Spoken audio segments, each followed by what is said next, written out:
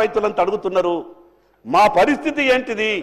నేను మీ ద్వారా ప్రభుత్వానికి సవినయంగా ఒక మనవి చేస్తున్నా, వ్యవసాయ శాఖ మంత్రి గారికి ప్రత్యేకంగా. ఈరోజు మీరు జిల్లా కేంద్రాలలో ఒక ప్రత్యేకమైనటువంటి ఒక కంట్రోల్ సెంటర్ ఏర్పాటు చేయండి. వాస్తవంగా ఎన్నో నా దగ్గర ఉదాహరణలు ఉన్నాయి. ఒక ఇంట్లో ఒకే ఖాతా ఉన్నది, 2 లక్షల రూపాయల లోపు రుణం ఉన్నది. ఆ రైతు రుణం ఇంకా మాఫీ కాలేదు.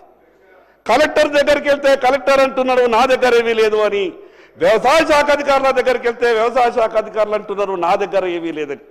నేనేమంటున్నానంటే, మీరు గొప్పగా అమలు చేస్తామంటున్నారు కాబట్టి ఆ విషయం మీద దృష్టి పెట్టండి, వాళ్ళు పడుతున్నటువంటి బాధను అర్థం చేసుకోండి.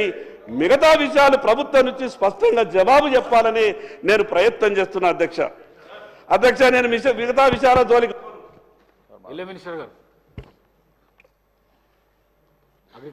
అధ్యక్ష, పాయల గారికి నమస్కారం సార్.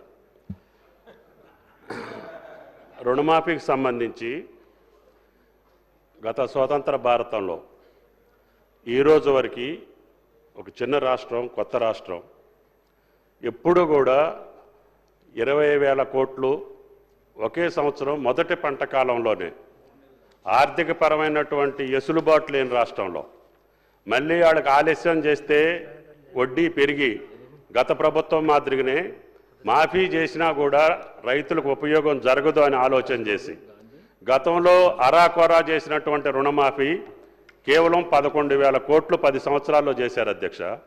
దానికి 8,560 కోట్లు. పల్లా గారు, రైతు బంధు నాకు తెలుసు, రైతు బంధు అధ్యక్షుడిగా నాకు తెలుసు, మీరు కూర్చోండి. కాబట్టి దయచేసి గౌరవ సభ్యులకి మనవి చేస్తున్నా, మీరు మొదటి 4 సంవత్సరాల్లో 4 విడతలుగా రుణమాఫీ జరిగింది. అది వడ్డీకి సరిపోయిందని రైతుల ఘోష. తర్వాత టర్మ్లో 5 సంవత్సరాలకి ఎన్నికల ముందు 3 నెలల ముందు మొదలుపెట్టి కేవలం 11,000 కోట్లు రిలీజ్ చేస్తే సగం మంది రైతులకు కాకపోతే ఆ భారాన్ని కూడా ఈ ప్రభుత్వమే భరాయించి ఆ ప్రభుత్వం పరిపాలించినటువంటి 5 సంవత్సరాల్లో తీసుకున్నటువంటి అప్పులు కూడా ఎంత ఉంటాయో లెక్క చేసి ప్రతి రైతుకి ఇవ్వాలనే సదుద్దేశంతో గౌరవ ముఖ్యమంత్రి గారు మొత్తాన్ని లెక్కగట్టాము.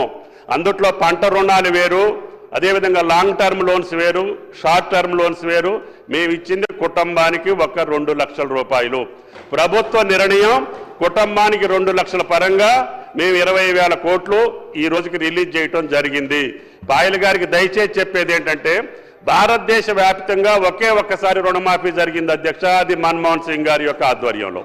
అప్పుడు దేశం మొత్తానికి 70,000 కోట్లు అధ్యక్ష.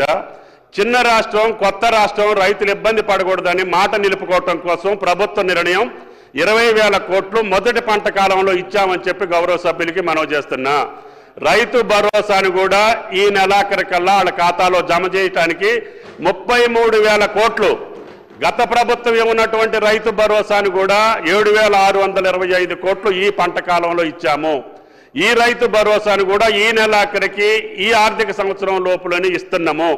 33,000 కోట్లు రైతుల నేరుగా జేబులో వేసినటువంటి ఏకైక ప్రభుత్వం రేవంత్ రెడ్డి గారి ప్రభుత్వం అని చెప్పి గౌరవ సభ్యులకి మనవి చేస్తున్నా. మోసం చేసిన వాళ్ళు, దగా చేసిన వాళ్ళు, రైతుల్ని ముంచిన వాళ్ళు ఈ యొక్క రుణమాఫీని గురించి మాట్లాడితే అసహించుకుంటారు, అపహాస్య పాలవుతారు. దయచేసి ఆ పార్టీలకి విజ్ఞప్తి, అటువంటి తప్పుడు మాటలు మాట్లాడొద్దని చెప్పి కూడా మీ